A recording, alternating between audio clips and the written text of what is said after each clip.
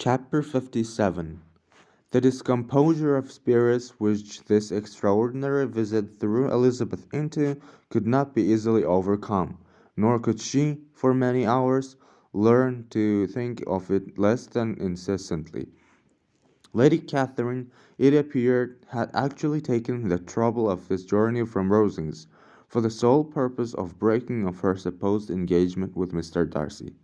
It was a rational sham, to be sure, but from what the report of their engagement could originate, Elizabeth was at the loss of imagining, till she recollected that his being the intimate friend of Bingley and her being the sister of Jane was enough, at a time when the expectation of one wedding made everybody eager for another, to supply the idea. She had not herself forgotten to feel that the marriage of her sister must bring them more frequently together, and her neighbors at Lucas Lodge therefore fell through their communication with the Collinses. The report, she concluded, had reached Lady Catherine, had only set that down as almost certain and immediate, which she had looked forward to as possible as some future time. In revolving Lady Catherine's expressions, however, she could not help feeling some uneasiness as to the possible consequences of her persisting in his interference. From what she had said of her resolution to prevent their marriage, it occurred to Elizabeth that she must meditate an application to her nephew, and how he might take a similar representation of the evils attached to a connection with her. She dared not pronounce. She knew not the exact degree of the affection for his account, and or his dependence on her judgment, but it was natural to suppose that he thought much higher of her ladyship than she could do, and it was certain that in enumerating the miseries of a marriage with one whose immediate connections were so unequal to his own, his aunt would address him on his weakest side, weakest side, with his notions of dignity. He would probably feel that the arguments which to Elizabeth had appeared weak and ridiculous contained much good sense and solid reasoning. If he had been wavering before as to what he should do, which had often seemed likely, the advice and entreaty of so near a relation might settle every doubt, and determine him at once to be as happy as dignity unblemished could make him. In that case, he would return no more. Lady Catherine might see him in her way through town, and his engagement to Bingley of coming again to Netherfield must give way. If, therefore, an excuse for not keeping his promise should come to his friend within a few days, she added, I shall now know how to understand it. I shall then give her over every expectation, every wish of his constancy. If he is satisfied with only regretting me, when he might have obtained my affections and hand, I shall soon cease to regret him at all.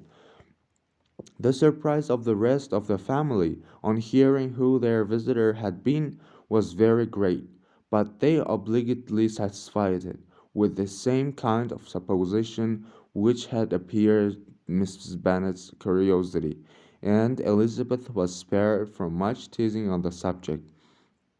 The next morning, as she was going downstairs, she was met by her father, who came out of his library with a letter in his hand.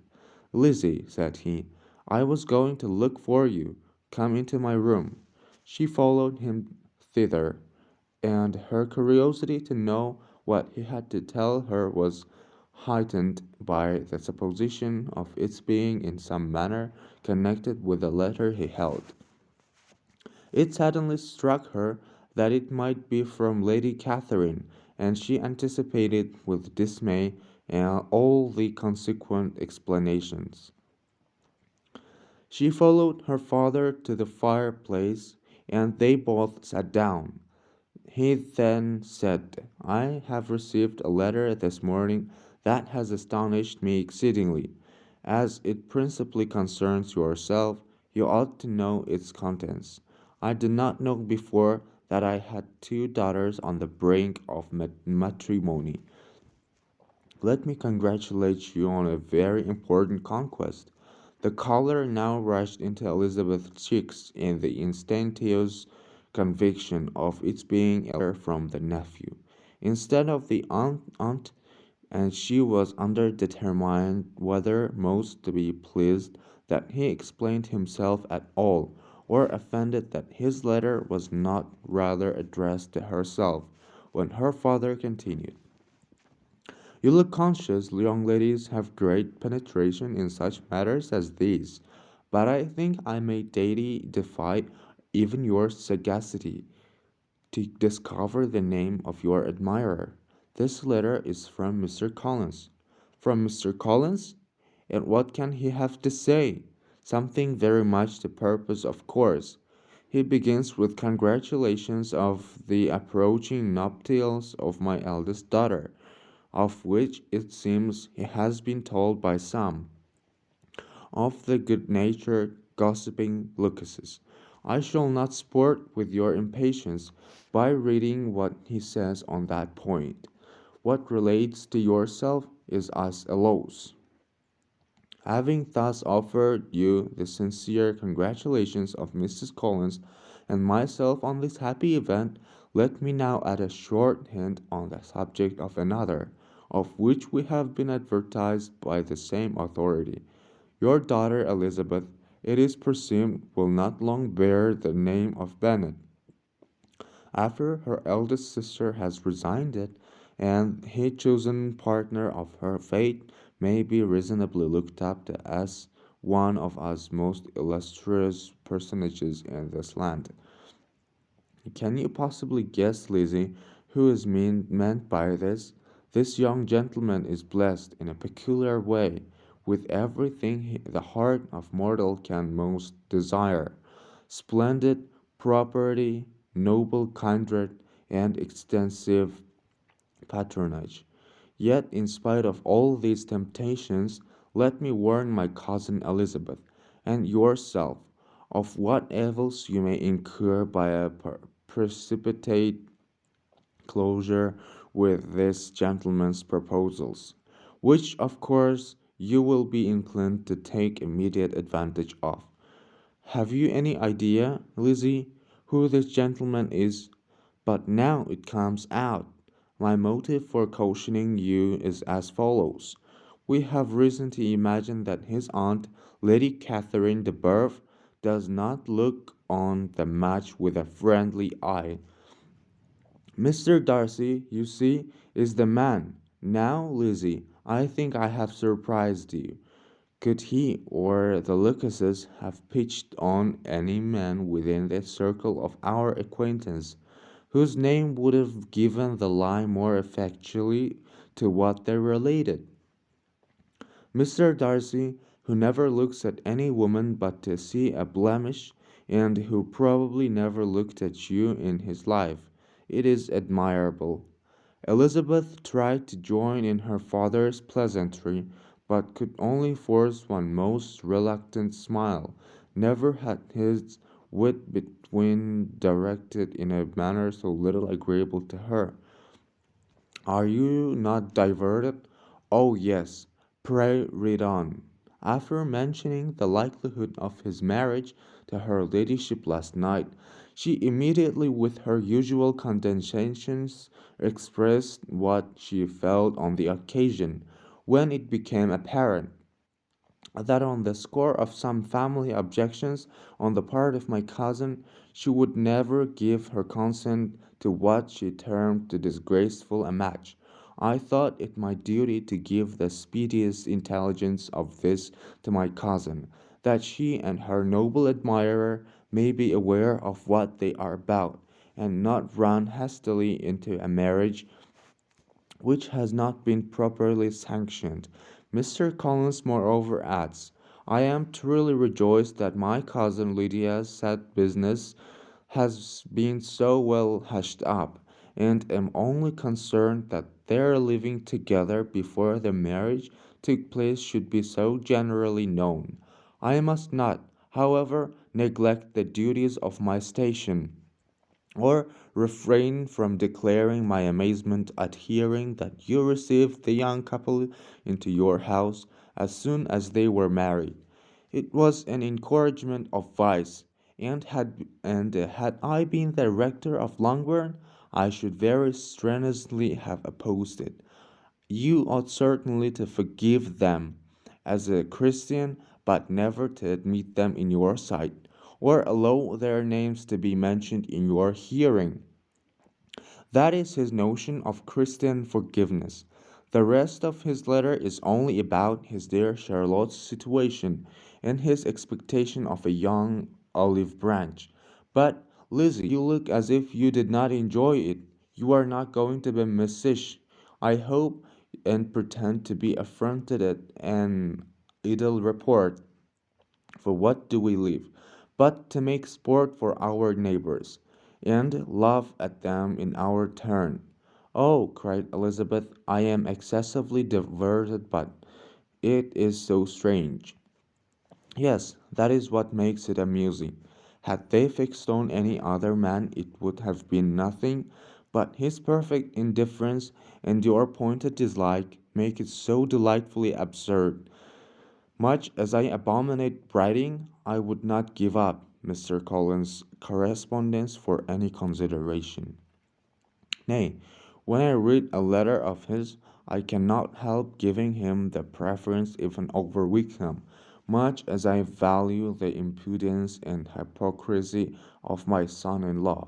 And pray, Lizzie, what said Lady Catherine about this report? Did she call to refuse her consent? To this question his daughter replied only with a laugh, and as it had been asked without the least suspicion, she was not distressed by the repeating it. Elizabeth had never been more at a loss to make her feelings appear what they were not. It was necessary to laugh when she could rather have cried. Her father had most cruelly mortified her by what he said of Mr. Darcy's indifference, and she could do nothing but wonder at such a want of penetration, or fear that perhaps instead of seeing too little she might have fancied too much. Chapter 58. Instead of receiving any such letter of excuse from his friend as Elizabeth half expected Mr. Bingley to do, he was able to bring Darcy with him to Longbourn before many days had passed after Lady Catherine's visit. The gentlemen arrived early, and before Mrs. Bennet had time to tell him of their having seen his aunt, of which her daughter sat in momentary dread, Bingley, who wanted to be alone with Jane, proposed their all walking out. It was agreed to. Mrs. Bennet was not in the habit of walking. Mary could never spare time, but the remaining five set off together. Bingley and Jane, however, soon allowed the others to outstrip them. They lagged behind, while Elizabeth, Kitty, and Darcy were to entertain each other. Very little was said by either. Kitty was too much afraid of him to talk. Elizabeth was secretly forming a desperate resolution, and perhaps he might be doing the same.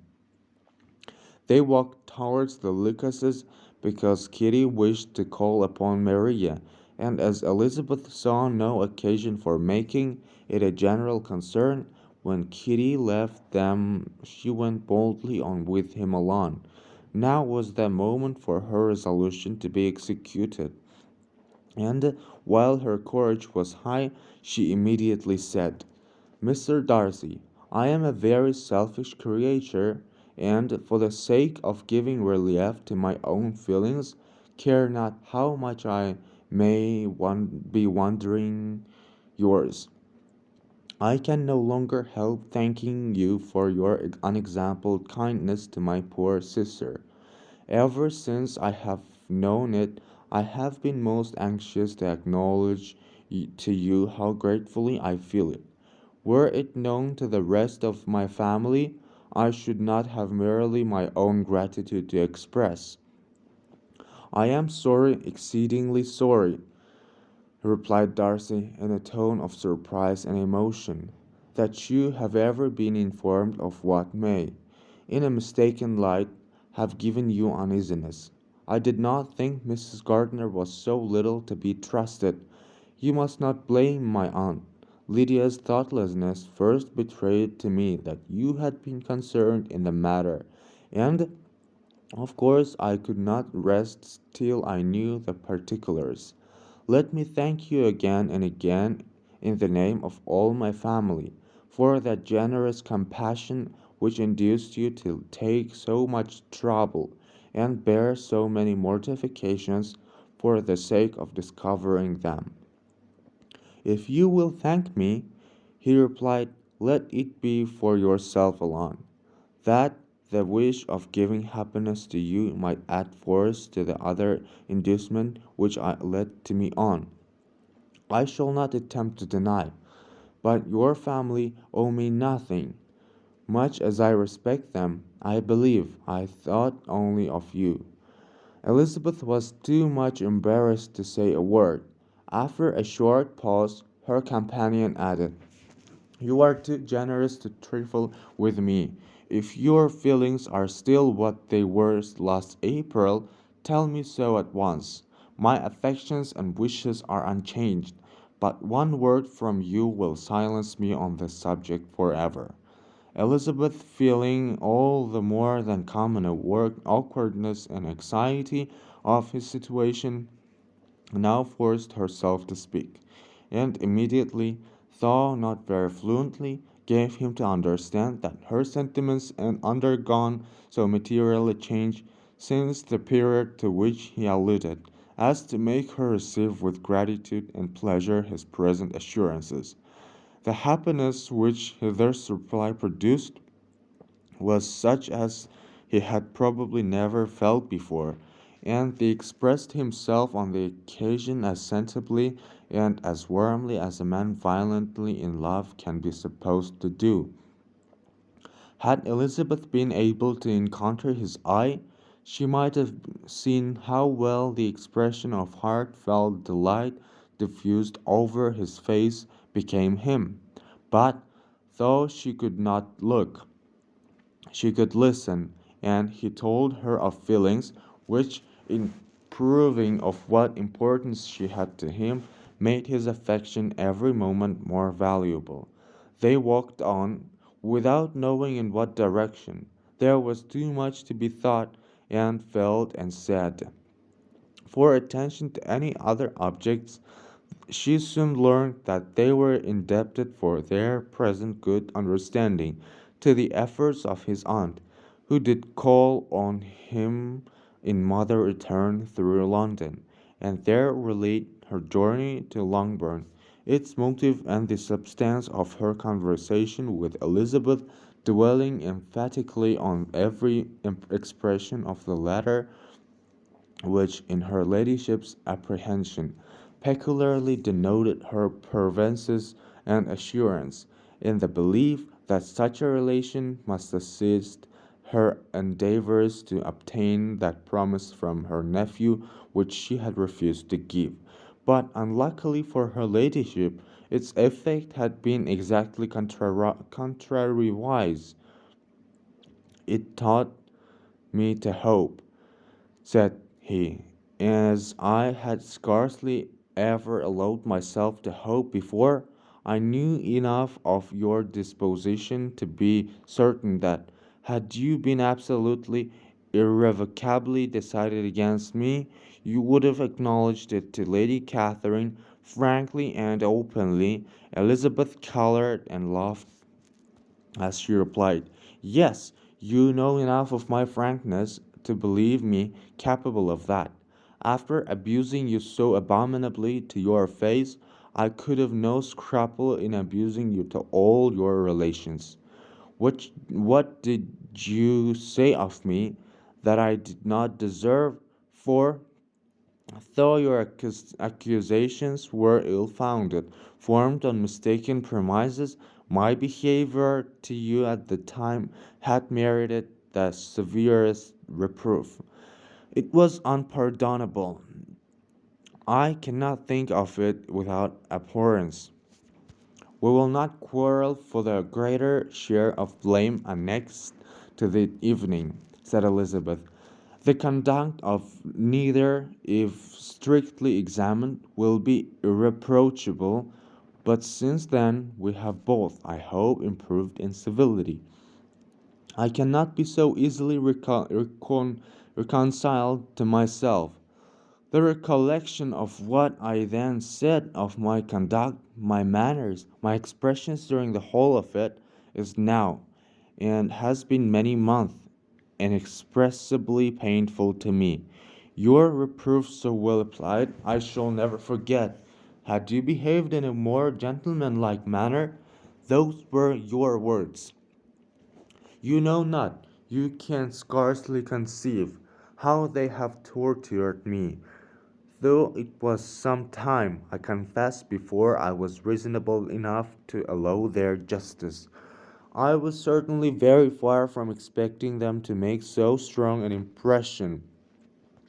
I had not the smallest idea of their being ever felt in such a way. I can easily believe it. You thought me then a devoid of every proper feeling. I am sure you did. The turn of your countenance I shall never forget. As you said that I could not have addressed you in any possible way that would induce you to accept me. Oh, do not repeat what I then said. These recollections will not do at all. I assure you that I have long been most heartily ashamed of it. Darcy mentioned his letter. Did it, said he, did it soon make you think better of me? Did you, on reading it, give any credit to its contents? She explained what its effect on her had been, and how gradually all her former prejudices had been removed. I knew, said he, what I wrote must give you pain, but it was necessary. I hope you have destroyed the letter. There was one part, especially the opening of it, which I should dread your having the power of reading again. I can remember some expressions which might justify your hate me. The letter shall certainly be burned, if you believe it essential to the preservation of my regard. But, though we have both reason to think my opinions not entirely unalterable, they are not, I hope, quite so easily changed as that implies. When I wrote that letter, replied Darcy, I believed myself perfectly calm and cool, but I am since convinced that it was written in a dreadful bitterness of spirit. The letter perhaps began in bitterness, but it did not end so. The adieu is charity itself. But think no more of the letter. The feelings of the person who wrote and the person who received it are now so widely different from what they were then. The every unpleasant circumstance attending it ought to be forgotten. You must learn some of my philosophy. Think only of the past as its remembrance gives you pleasure. I cannot give you credit for any philosophy of the kind. Your retrospections must be so totally void of reproach that the contentment arising from them is not of philosophy, but what is much better, of innocence. But with me it is not so. Painful recollections will intrude which ought not to be repelled. I have been a selfish being all my life in practice, though not in principle. As a child I was taught what was right, but I was not taught to correct my temper. I was given good principles, but left to follow them in pride and conceit. Unfortunately, an only son for many years, an only child, I was spoiled by my parents, who thought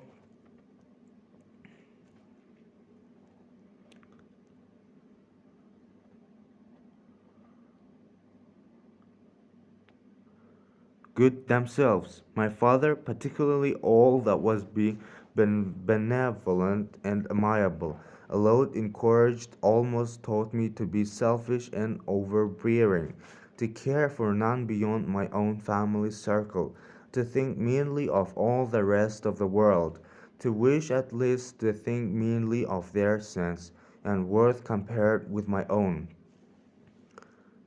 Such I was from 8 to 8 and 20, and such I might still have been but for you.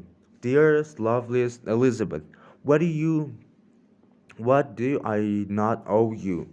You taught me a lesson, hard indeed at first, but advantages, most advantages. But by you I was properly humbled. I came to you without a doubt of my reception. You showed me how insufficient were all my pretensions to please a woman worthy of being pleased. Had you then persuaded yourself that I should? Indeed I had. What will you think of my vanity? I believed you to be wishing, expecting my addresses. My manners must have been fault, but not intentionally, I assure you. I never meant to deceive you, but my spirits might often lead me wrong. How you must have hated me after that evening. Hate you? I was angry perhaps at first, but my anger soon began to take a proper direction. I am almost afraid of asking what you thought of me. When we met at Pemberley, you blamed me for coming. No, indeed, I felt nothing but surprise. Your surprise could not be greater than mine in being noticed by you. My conscience told me that I deserved no extraordinary politeness, and I confess that I did not expect to receive more than my due. My object then, replied Darcy, was to show you, by every civility in my power, that I was not so mean as to resent the past, and I hoped to obtain your forgiveness, to lessen your ill opinion, by letting you see that your reproofs had been attended to. How soon any other wishes introduced themselves I can hardly tell, but I believe in about half an hour after I had seen you. He then told her of Georgiana's delight in her acquaintance, and of her disappointment at its sudden interruption, which naturally leading to the cause of that interruption, she soon learned that his resolution of following her from Derbyshire in quest of her sister had been formed before he quitted the inn, and that his gravity and thoughtfulness there had been risen from no other struggles that was such a purpose must comprehend. She expressed her gratitude again, but it was too painful a subject to each to be dwelt on farther. After walking several miles in a leisurely manner, and too busy to know anything about it, they found at last, on examining their watches, that it was time to be at home. What could become of Mr. Bingley and Jane was a wonder which introduced the discussion of their affairs. Darcy was delighted with their engagement. His friend had given him the earliest information of it. "I must ask whether you were surprised," said Elizabeth.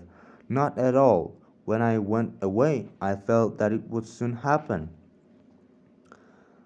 "That is to say, you had given your permission. I guessed as much."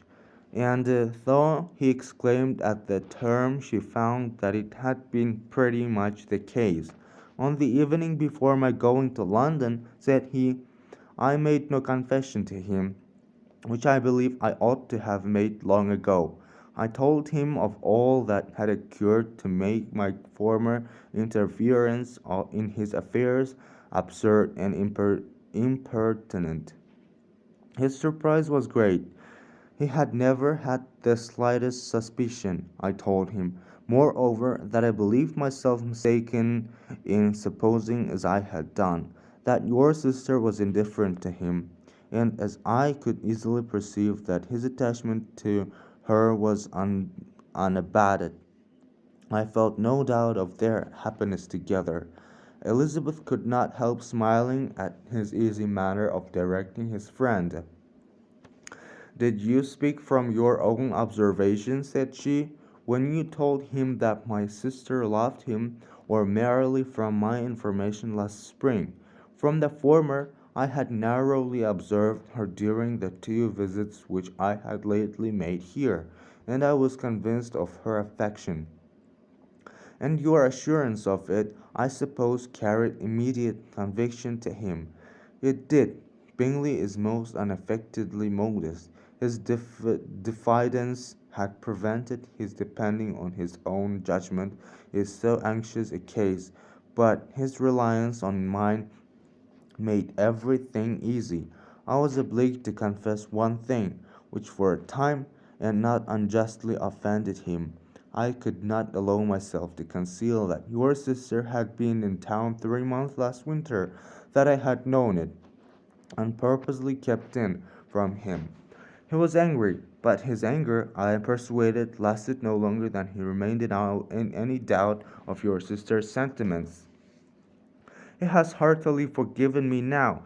Elizabeth longed to observe that Mr. Bingley had been a most delightful friend, so easily guided that his worth was invaluable, but she checked herself. She remembered that he had yet to learn to be laughed at, and it was rather too early to begin. In anticipating the happiness of Bingley, which of course was to be inferior only to his own, he continued the conversation till they reached the house. In the hall they parted.